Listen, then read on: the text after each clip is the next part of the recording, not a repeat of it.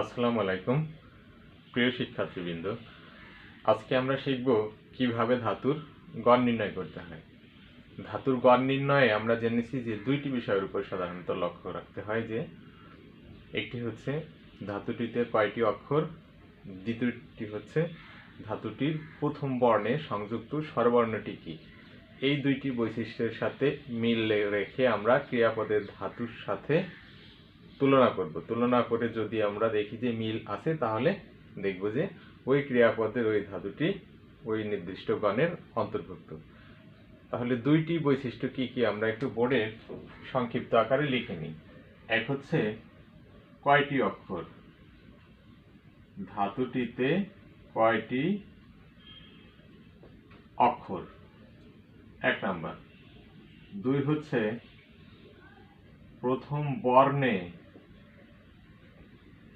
সংযুক্ত স্বরধ্বনিটি কি।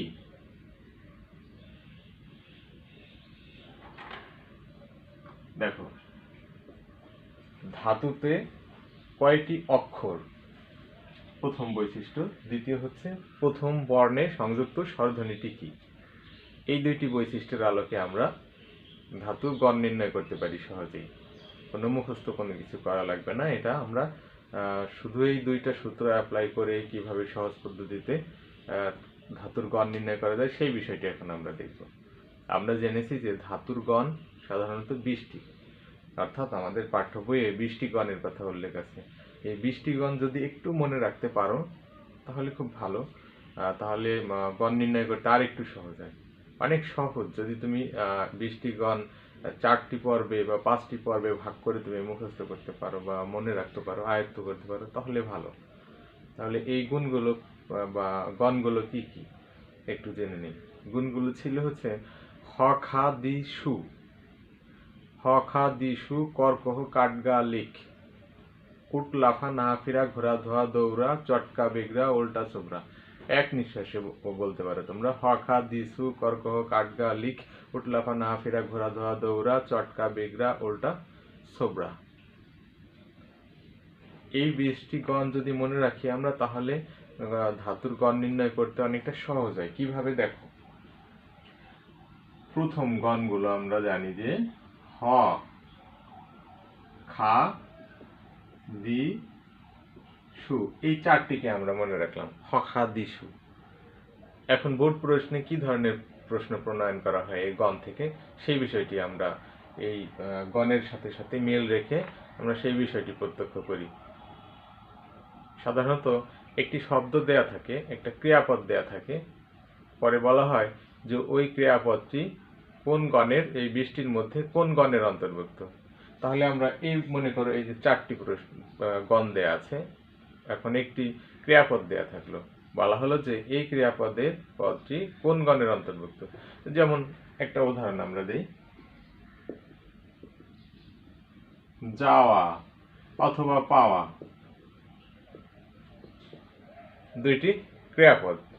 এখন দেখো কত সহজ, এটা ক্রিয়াপদ, আমরা ক্রিয়াপদের সাহায্যে গণ নির্ণয়, ধাতু বের করে কিভাবে গণ নির্ণয় করতে পারি সহজ পদ্ধতিতে। তাহলে এখানে আমরা দেখি যে ধাতু হচ্ছে যা, আর ক্রিয়া বিভক্তি ওয়া। এখন আমাদের বৈশিষ্ট্যে বলা আছে যে ধাতুর তে কয়টি গুণ, ধাতুর কয়টি গুণ থাকে, অক্ষর থাকে, আর ধাতুতে সংযুক্ত স্বরধ্বনি মানে স্বরবর্ণটা কি আছে। তাহলে এই যে আমরা সেই ধাতুটি পেয়ে গেছি, এখানে কয়টি অক্ষর আছে দেখো, একটি অক্ষর। আচ্ছা, একটি বৈশিষ্ট্য পাইলাম। আর এখানে স্বরধ্বনিটি কি আছে, স্বরবর্ণটি কি আছে, 2 নম্বরে আ আছে, কারণ জ যোগ আ, এটা মিলে হয়েছে যা। সুতরাং আমরা ধাতুটি বিশ্লেষণ করে এই দুইটি বৈশিষ্ট্য পেলাম। এখন আমরা দেখব যে আদিগণ কোন আদিগণের অন্তর্ভুক্ত। আদিগণকে একটু বিশ্লেষণ করব। দেখলাম যে হ কে একটু মনে মনে নিয়ে নিলাম, হ ধাতু। তাহলে অক্ষর কয়টি, একটি। তাহলে এই এখানেও একটি অক্ষর দেখেছি আমরা, হ ধাতু একটি অক্ষর, কিন্তু হয়ের সাথে সংযোগ হ একটা যেহেতু বর্ণ আছে, তাহলে হয়ের সাথে কোন ধ্বনি যুক্ত আছে এটা আমাদের এখন খুঁজতে হবে। তাহলে দেখি হয়ের সাথে আছে কি একটা অ। তাহলে এই ধাতুর বৈশিষ্ট্য, যা ধাতুর বৈশিষ্ট্য আর এই হ ধাতুর বৈশিষ্ট্যের সাথে আমরা দেখলাম যে একটা মিল আছে আর একটি মিল নাই, অর্থাৎ অমিল আছে, সুতরাং এটি হবে না। এখন পরবর্তীটা দেখবো আমরা, খ আকারে খা, এটাকে আমরা বিশ্লেষণ করব। খা একটি ধাতু, এটাকে বিশ্লেষণ করব। কয়টি অক্ষর আছে? খায়ের মধ্যে একটি অক্ষর। দেখো এটাকে বিশ্লেষণ করি, খ যোগ আ। দেখো এটাকে বিশ্লেষণ করলে এই আমাদের এই জকে বিশ্লেষণ করলে যা যা পেয়েছিলাম প্রত্যক্ষ করো। জকে বিশ্লেষণ করে একটি অক্ষর পেয়েছিলাম, একটি অক্ষর এখানে ছিল কি একটা বর্ণ, আর সেই প্রথম যে বর্ণটি ছিল সেই বর্ণটির সাথে যুক্ত ছিল স্বরে আ, এখানেও স্বরে আ। সুতরাং আমরা বলতে পারি যে যাওয়া পাওয়া এগুলো হচ্ছে খা দিগণের অন্তর্ভুক্ত। আশা করি বুঝতে পেরেছো বিষয়টি। এখন দেখো পরবর্তী পাঁচটিতে আমরা চলে যাই।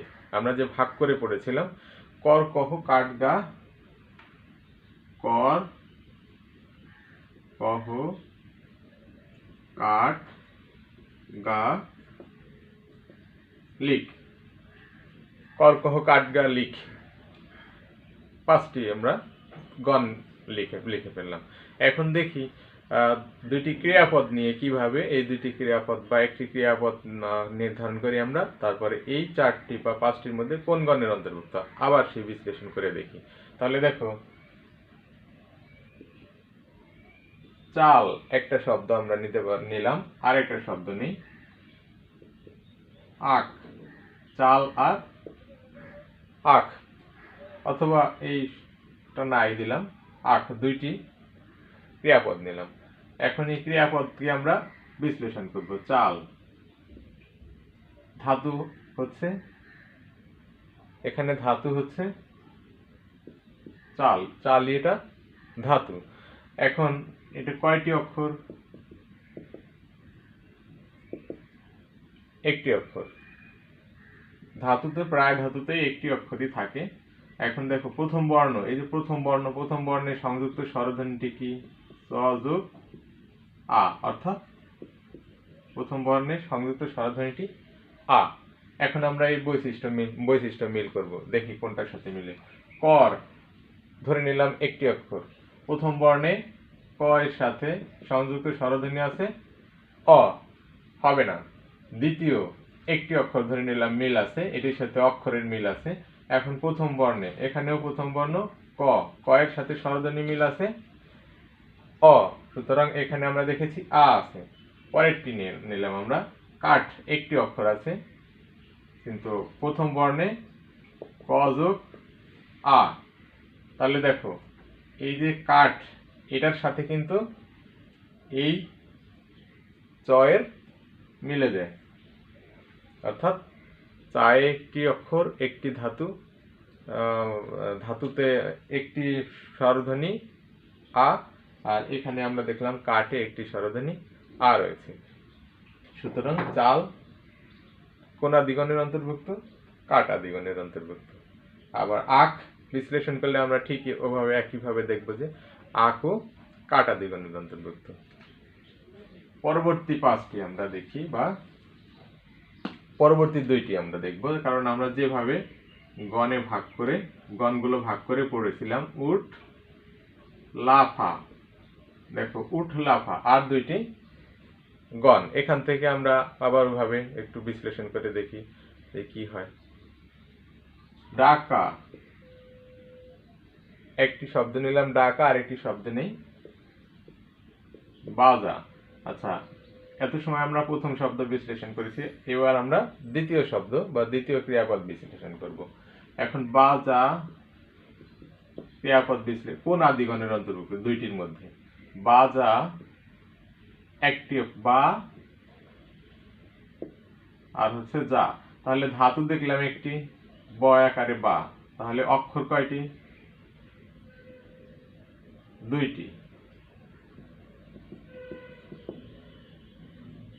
এখানে অক্ষর আছে দুইটি। 1 নাম্বার বৈশিষ্ট্য আমরা দেখলাম। কয়টি অক্ষর আছে? দুইটি অক্ষর আছে। এখন দেখব যে প্রথম বর্ণে সংযুক্ত স্বরধ্বনিটি কি। তাহলে বয়ের সাথে ব যোগ একটা আকার আছে, অর্থাৎ প্রথম বর্ণে সংযুক্ত স্বরধ্বনিটি হচ্ছে আ। এখন আমরা এই দুইটির মধ্যে মিল করব। উঠ, উঠের সাথে উঠ মনে করো একটি অক্ষর, তাহলে উঠের সাথে মিল নাই। এখন দেখি উঠের প্রথম বর্ণে সংযুক্ত কোনো ব্যঞ্জন ধ্বনির সাথে সংযুক্ত নাই, অতএব প্রথম বর্ণে রস্য আছে, স্বরধ্বনি। আচ্ছা, তাহলে এইটির বৈশিষ্ট্যের সাথে আমরা যে বাজার বৈশিষ্ট্য মিল করেছি যে দুইটি অক্ষর, তাহলে একটা মিল নাই। আবার প্রথম বর্ণে সংযুক্ত আলাদা করেছিলাম, ধাতুর প্রথম বর্ণে আলাদা করে দেখলাম যে স্বরে আছে, সেটির সাথে এখানে মিল নাই। অতএব উট এখানে হবে না। তাহলে উট আমরা কেটে দিচ্ছি। তাহলে লাফা, দেখো লাফা, বিশ্লেষণ করি, লা যোগ ফা, অক্ষর দুইটি, লা আর ফা, দুইটি অক্ষর, লাফাতে দুইটি অক্ষর। আর লা প্রথম বর্ণে সংযুক্ত স্বরধ্বনি আছে, এখানে লা সমান সমান ল যোগ আ। সুতরাং দেখলাম এইটার দুইটা বৈশিষ্ট্যই কি, এই বাজা ক্রিয়াপদের সাথে মিল রয়েছে। সুতরাং বাজা, ডাকা এগুলো হচ্ছে কি লাফা ক্রিয়াপদের অন্তর্ভুক্ত। অনেক সহজ একটি বিষয়। পরবর্তী দেখি যে পরবর্তী পাঁচটি আমরা কোনটি বা কোন শব্দ কোন গণের মধ্যে অন্তর্ভুক্ত। পরবর্তী পাঁচটি গণ কি ছিল? নাহা ফিরা, ঘোড়া ধোয়া, দৌড়া। নাহা ফিরা, ঘোড়া ধোয়া, দৌড়া। নাহা ফিরা,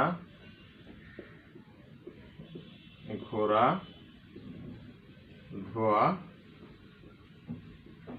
দৌড়া।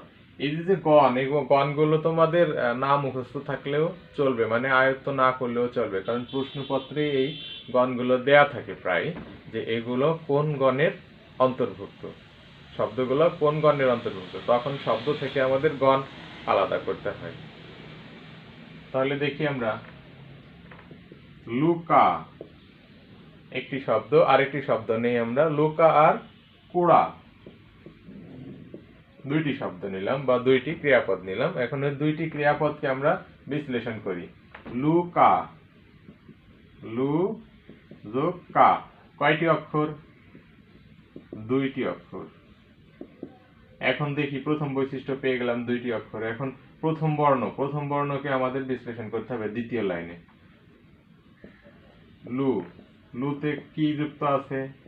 ল যোগ হ্রস্বকার। তাহলে এখানে পেলাম আমরা লয়ের সাথে হ্রস্বকার যুক্ত আছে, স্বরধ্বনি।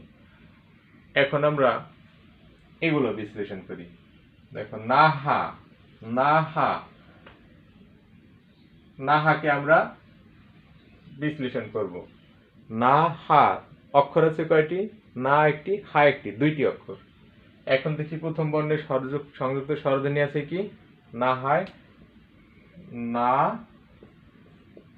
হা। প্রথম বর্ণে সংযুক্ত স্বরধ্বনি আছে হচ্ছে ন যোগ আ। এই বৈশিষ্ট্যের আলোকে আমরা বিশ্লেষণ করব। তাহলে এখানে আ দেখলাম যে এটার সাথে স্বরধ্বনির মিল নাই, সুতরাং এটি হবে না। ফিরা, ফিরা, ফিরা শব্দে প্রথম বর্ণে দুইটি ফি আর রা অক্ষরের মিল আছে, কিন্তু প্রথম বর্ণে সংযুক্ত আছে কি ফি, অর্থাৎ ফ যোগ রস্বইকার।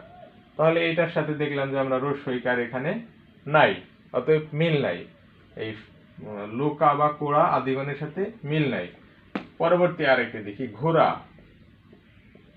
ঘোড়া, এটাকে কয়টি অক্ষর আছে? ঘু একটি যোগ রা একটি। প্রত্যক্ষ করো, একটু মনোযোগ দাও, তাহলে বুঝতে পারবে। তাহলে দেখো ঘু, প্রথম বর্ণটিকে আলাদা করলাম, এটাকে আলাদা করলে ঘ যোগ রস্য বা রস্যকার। তাহলে এই দেখো এখানে আমরা দুইটি অক্ষর পেয়েছি, এখানেও আমরা দুইটি অক্ষর পেয়েছিলাম। তাহলে এখানে আমরা প্রথম বর্ণের সংযুক্ত স্বরধ্বনি পেয়েছি ও, এখানে ছিল উ। সুতরাং লোকা কোরা এই বর্ণগুলো, এই শব্দগুলো বা ক্রিয়াপদগুলো হচ্ছে ঘোড়া আদিগণের অন্তর্ভুক্ত। এরপর আমরা সর্বশেষ যে গণগুলো আছে, এটি প্রত্যেকটি গণ 3টি বা 4টি করে বর্ণের সাহায্যে গঠিত। চটকা বিগ্রা, চটকা গণগুলো বিগ্রা, উল্টা, তারপরে আছে নামগুলো একটু কেমন বেমানান বেমানান মনে হচ্ছে, তাই না? চটকা, বিগ্রা, উল্টা আর ছোবড়া। এখন দেখি শব্দ দিয়ে আমরা কিভাবে কোনটি কোন গণের মধ্যে অন্তর্ভুক্ত আমরা একটু খুঁজে বের করার চেষ্টা করি। সমঝা সর্বাধিক পরীক্ষা আসা প্রশ্ন। আর হচ্ছে ধমকা, এই দুইটি শব্দ দেয়া থেকে এখানে আরো 2-1টি শব্দ থাকতে পারে, 3-4টি শব্দ দিয়ে বলবে যে এগুলো কোন গণের অন্তর্ভুক্ত। প্রশ্ন, এটা প্রশ্নপত্র, এটা হচ্ছে উত্তর। এখানে অপশন 1, 2, 3, 4, 4টির মধ্যে কোনটি উত্তর হবে, অর্থাৎ ধমকা আর সমঝা কোন আদিগণের অন্তর্ভুক্ত। তাহলে আমরা বিশ্লেষণ করি যে কোনো একটি। সমঝা অক্ষর কয়টি? সম একটি, ঝা একটি, অর্থাৎ 2টি অক্ষর। এখন আমরা প্রথম বর্ণে সংযুক্ত স্বরধ্বনি কি দেখো, প্রথম আছে কি এখানে স। তাহলে স এর সাথে কি উচ্চারণ হয়? আমরা জানি প্রত্যেকটি ব্যঞ্জন ধ্বনির সাথে সাধারণত ক ধ্বনির উচ্চারণ হয় বা সংযুক্ত অধ্বনি থাকে। তাহলে স যোগ অ, স্বরধ্বনির সাথে কি আছে? অ আছে। এখন আমরা এগুলো বিশ্লেষণ করব কোনটির অন্তর্ভুক্ত। প্রথমটিকে আমরা একটু বিশ্লেষণ করে দেখি, চট কা। তাহলে চট যোগ কা, কয়টি অক্ষর? 2টি অক্ষর। এখন দেখো এই চটকা এর মধ্যে প্রথম ধাতুতে চয় কি কি বা কি স্বরধ্বনি সংযুক্ত আছে? তাহলে চয়েও আমরা দেখলাম যে চ যোগ অ, অধ্বনি সংযুক্ত আছে। সুতরাং প্রথম বৈশিষ্ট্যের সাথেই আমাদের এই সমঝা ক্রিয়াপদের বৈশিষ্ট্য মিলে গেল। সুতরাং আমরা 4টির মধ্যে প্রথম উত্তরটি বাছাই করব, অর্থাৎ সমঝা আর ধমকা চটকা আদিগণের অন্তর্ভুক্ত। এভাবে তোমরা এই 2টি সূত্র বা বৈশিষ্ট্য প্রয়োগ করে সহজেই তোমরা কোন ক্রিয়াপদ কোন গণের অন্তর্ভুক্ত নির্ণয় করতে পারবে বলে আমি বিশ্বাস করি। সুতরাং সেই আশাবাদ ব্যক্ত রেখে আজকের মতো আমরা এখানেই শেষ করছি। আল্লাহ হাফেজ।